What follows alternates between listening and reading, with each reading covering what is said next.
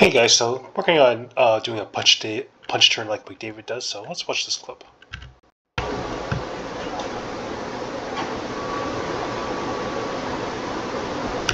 So I mentioned how before Mcdavid has not as wide of a stance as some other players, and he tends to like twist his body out there first while trying to go more or less perpendicular with his outside edge before kind of turning and using that torque to really make that turn. Now, actually, what I found with this is like as I do more of like a full extension with my outside edge, or as much that's as comfortable, is really going on the toe of the blade. So you have that like profile, like using that really curved part, because there's less resistance because you're really cutting into the ice rather than using the flat of the blade, and which kind of like drags you behind. So I think ideally I'd use on both my edges. I'd be on the ball of my foot at least, or the toes.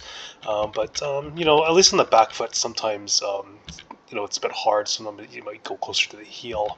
But at least when you lead with the outside edge, then you can just kind of use that to kind of push you off and initiate the move over here.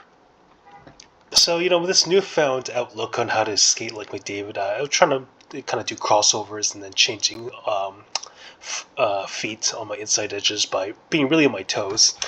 So when you're on your toes, it forces you to actually get really low for the balance. So it helps, like, you kind of bend your knees and have your knees over your toes, and forces you to get forward. I find if you're not on your toes, like doing this is, it seems unnecessary, but this seems a little bit more natural. So let's see how I do the crossovers and try to change the inside edges. So I mentioned like Mcdavid kind of has this like wider stance and like kind of like glides out to the side. I think it's even better like when you do it with your when you're closer to your toes and using that curvature of your blade. Who knows? Maybe as I get more comfortable, maybe I want to profile it so I can have more of a curvature rather than have like this really fine point at the very tip.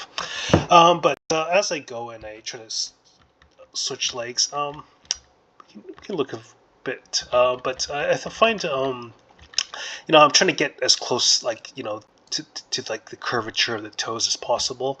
So kind of forces to like bring this foot forward and then really kind of turn out this way for balance. Same with going to the other side. But I think that's a start.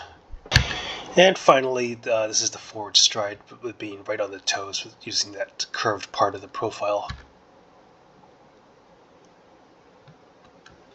So, as you know, Mcdavid has a fairly wide stance, and you see, as soon as you land on your toes, you can immediately begin the next stride. Could I go for a fuller extension? Maybe.